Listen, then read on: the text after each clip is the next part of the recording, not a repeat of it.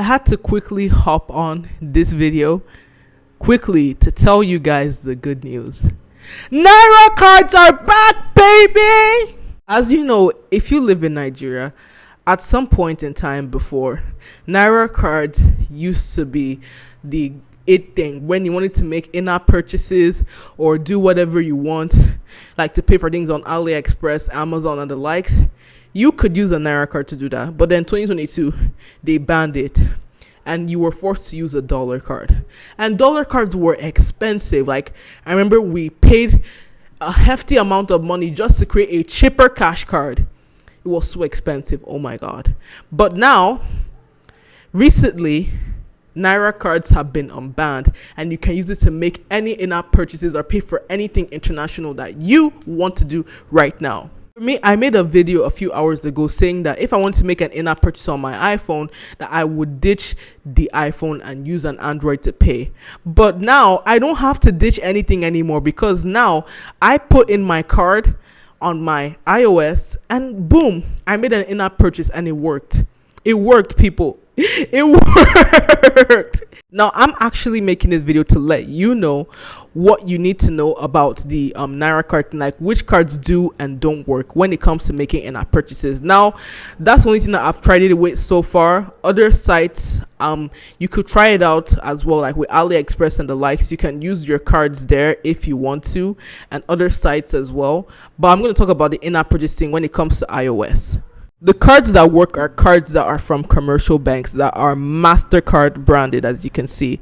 This is my debit card from a lot, which is powered by Wema Bank. You can go to any Wema Bank branch and get this card here.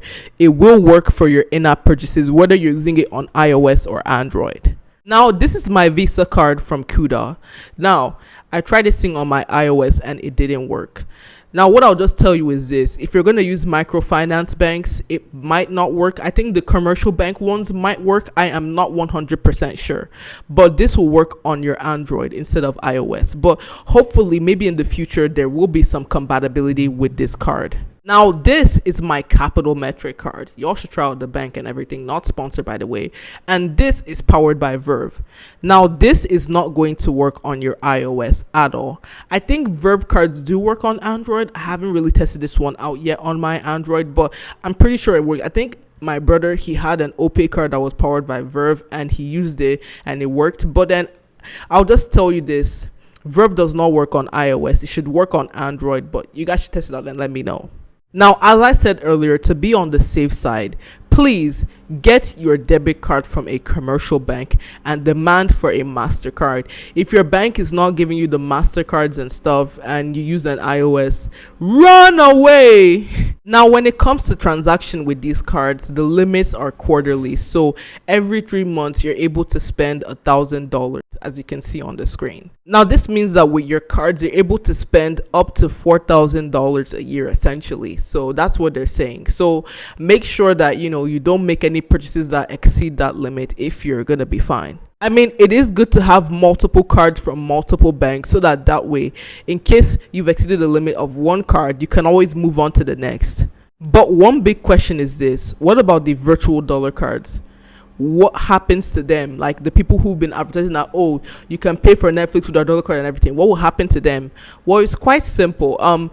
They're going to drop right now, because since Naira cards are working right now, people are going to go to the banks to get one and all that type of stuff. Like, it's going to cost a huge surge right now. So they're going to drop in popularity and stuff. People are going to be using them less when they see that, they can use their Naira cards and everything. But I do believe that they actually have one advantage over the Naira card, and that is the fact that their limits are much higher. So that's the only thing that they can leverage. So if you're somebody who likes making high transactions, so the virtual dollar cards would be useful in that case, even though they're more expensive, but they will still be useful.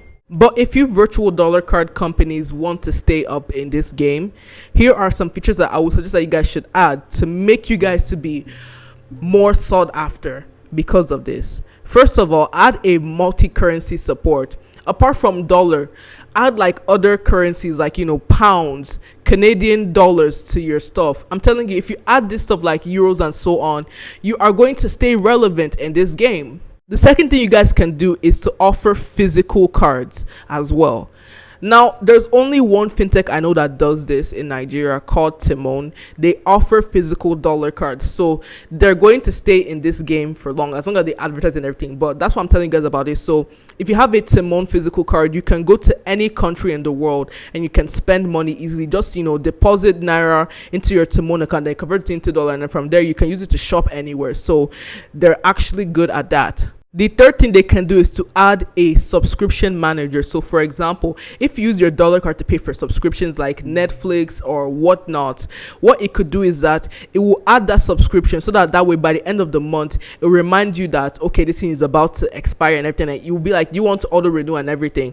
If you do that type of stuff, then you're going to stay relevant in the game. Another thing that you guys could also do is to try adding an AI analytical thing to your card. Like, it will show you what you spent on and everything, how you can manage your spending on the card and everything. I think it's only one company that does this. It's called Fractn. I talked about it in my previous video, so you can go check that out and everything. They have this AI spending tool that basically calculates your expenditure and stuff. So yeah, that's good.